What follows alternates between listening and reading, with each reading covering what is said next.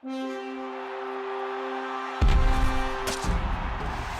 time to make a game time decision here at Pro Football Weekly. Kevin Fishbain is joining me. And Kevin, week 1 of the NFL season is in the books.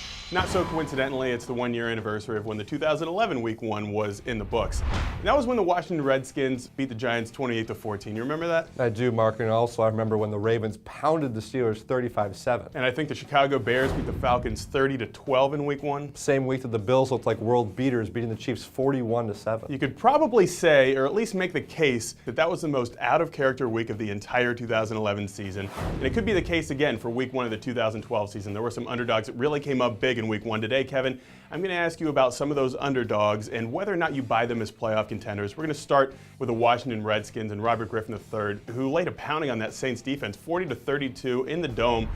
The Redskins won. Are you buying them as a playoff contender? I think this was the most impressive of all the upsets from last week. For the Redskins to go into the Superdome and beat Drew Brees and that emotional Saints team with all the suspensions and everything, with a rookie quarterback, very impressive, especially that defense, which not a lot of people are talking about. I'm not sold on them yet because of that division that they have to play in. And they have to play through the Eagles, the Cowboys, the Giants. I know the Giants and Eagles did not look great in week 1. I want to see the Redskins continue to do it, but very impressive first week. Definitely impressive, especially the offense. You look at Robert Griffin III, Alfred Morris, Pierre Garçon, 3 guys that they didn't even have last year. So those are new pieces there.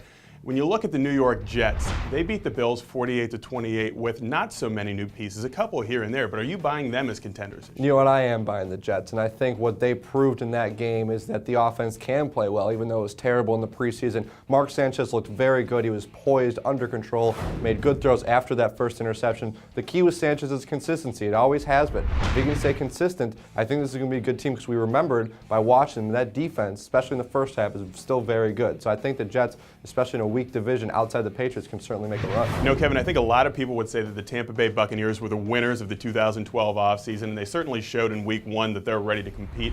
Beat the Panthers 16-10. Are you buying them as contenders already? I'm coming pretty close. Yeah, I wish they were in another division, didn't have to play the Falcons and Saints twice, and then I would probably jump on board. They looked very good against a Carolina team that had a great offense last season. They look at Mark Barron and what that defense did for Tampa Bay. I want to see them do it against the Giants next week, and then maybe I will definitely buy the Bucs, but it certainly looked like the most improved team in the NFL. I think it was the Carolina Panthers who most people were buying as contenders before the season started. It's hard to tell whether it was the Buccaneers defense or the Panthers offense that was responsible for less than 1 yard per carry in week 1.